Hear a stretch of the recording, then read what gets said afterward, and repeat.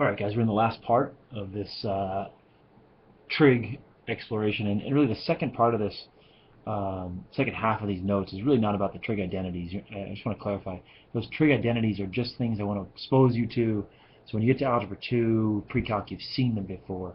You don't have to apply those identities to anything we're doing on here. It's sort of the element of proof in this chapter as well. We haven't done really many proofs in a while.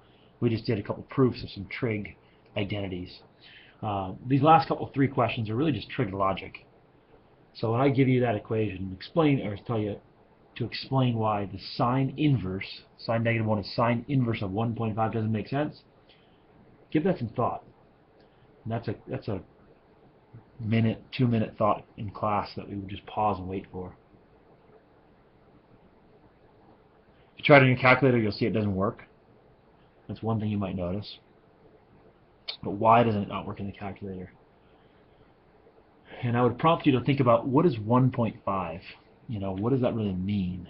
What's another way to write 1.5? What's another way to think about 1.5? 1.5 is 1.5, which, if you have a good number sense, of course it's 1.5, 1.5, 1.5.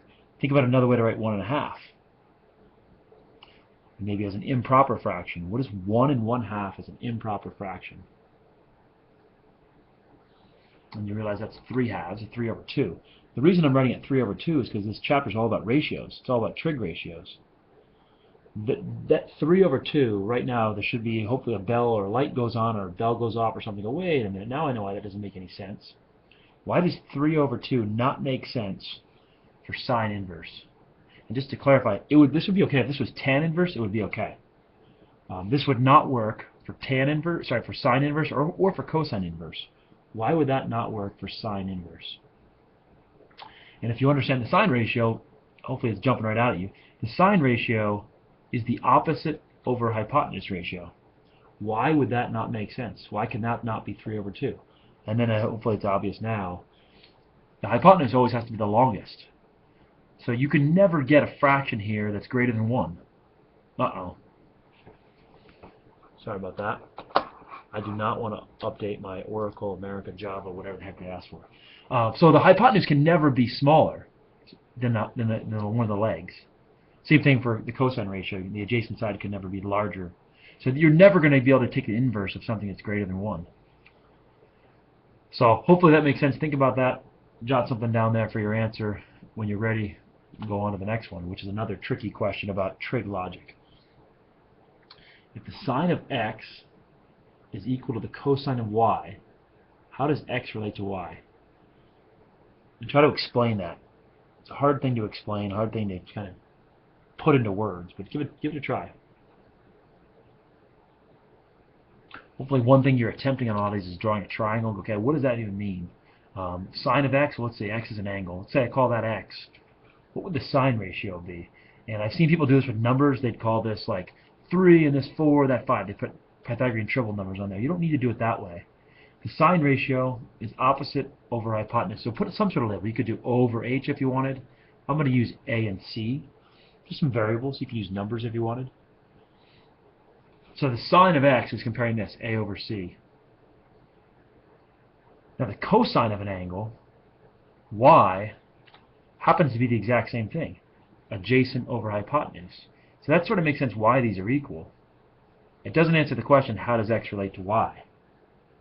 How do these two angles relate to each other if the cosine of one is equal to the sine of the other? And hopefully at some point you go, oh, wait a minute, that means, they're in a triangle, they would have to add up to 90. You could have drawn two separate triangles for these, but it happens to work out that they could be in the exact same triangle. So they'd be complementary angles, those two angles would add up to 90. The explaining part of it is sort of a fuzzy thing to explain. You might explain it differently than somebody else. Try to explain why this is going to be true and why they'd be complements of one another.